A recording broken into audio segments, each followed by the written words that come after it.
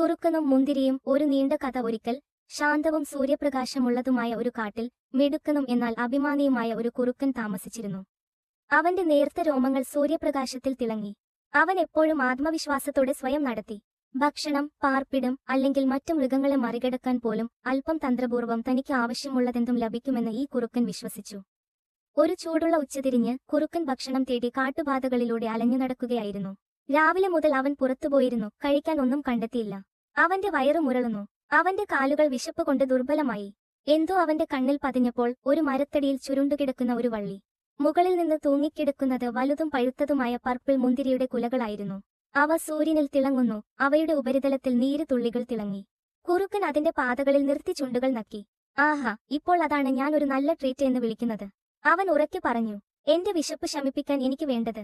മുന്തിരിപ്പഴം വളരെ ഉയരത്തിലായിരുന്നു. എളുപ്പത്തിൽ എത്തിപ്പിടിക്കാൻ കഴിയാത്തത്ര ഉയരത്തിലായിരുന്നു. പക്ഷേ കുറുക്കൻ നിരുത്സാഹപ്പെട്ടില്ല. അവൻ കുറച്ച് ചുവടുകൾ പിന്നോട്ട് മാറി മുന്നോട്ട് ഓയിട്ടി വായുവിലേക്ക് ചാടി. അവന്റെ മുൻകാലുകൾ വായുവിൽ തട്ടി. പക്ഷേ മുന്തിരിപ്പഴം ഇപ്പോഴും വളരെ മുകളിലായിരുന്നു. ഹംഫ്, അവൻ തന്റെ രോമങ്ങളിൽ നിന്ന് പൊടി തുടച്ചുകൊണ്ട് പറഞ്ഞു. സാരമില്ല, ഞാൻ വീണ്ടും ശ്രമിക്കാം. അവൻ വള്ളിയെ ചുറ്റിപ്പിടിച്ചു. താഴ്ന്ന സ്ഥലമോ കയറാൻ ഒരു ശാഖയോ തേടി.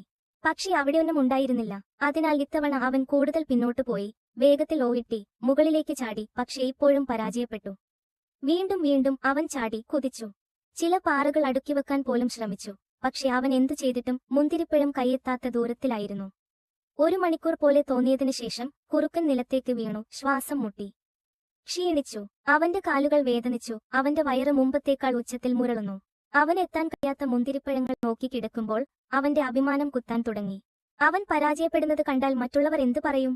ഒരു മിടുക്കനായ കുറുക്കന് ഒരു കുല മുന്തിരി പോലും കിട്ടുന്നില്ലല്ലോ. അങ്ങനെ അവൻ എഴുന്നേറ്റു, വാൽ ചലിപ്പിച്ച്. മൂക്ക് വായുവിൽ ഉയർത്തിപ്പിടിച്ച് തിരിഞ്ഞു. വാ, അവൻ പരിഹസിച്ചു. എനിക്ക് എന്തായാലും ആ മുന്തിരി വേണ്ടായിരുന്നു. അവ പുളിയും കയ്പും ഉള്ളതായിരിക്കും. എന്റെ സമയത്തിന് വിലയില്ല. അതോടെ കുറുക്കൻ കാട്ടിലേക്ക് നടന്നു. ഇപ്പോഴും വിശന്നു. പക്ഷെ അവന്റെ അഭിമാനം കേടുകൂടാതെ, അല്ലെങ്കിൽ അവൻ വിശ്വസിക്കാൻ ഇഷ്ടപ്പെട്ടു. കഥയുടെ ഗുണപാഠം: തങ്ങൾക്ക് എന്തെങ്കിലും ലഭിക്കില്ലെന്ന് മനസ്സിലാക്കുമ്പോൾ ആളുകൾ പലപ്പോഴും അത് അഭികാമ്യമല്ലെന്ന് നടിക്കുന്നു. നിങ്ങൾക്ക് ലഭിക്കാത്തത് ഇഷ്ടപ്പെടാതിരിക്കുന്നത് എളുപ്പമാണ്.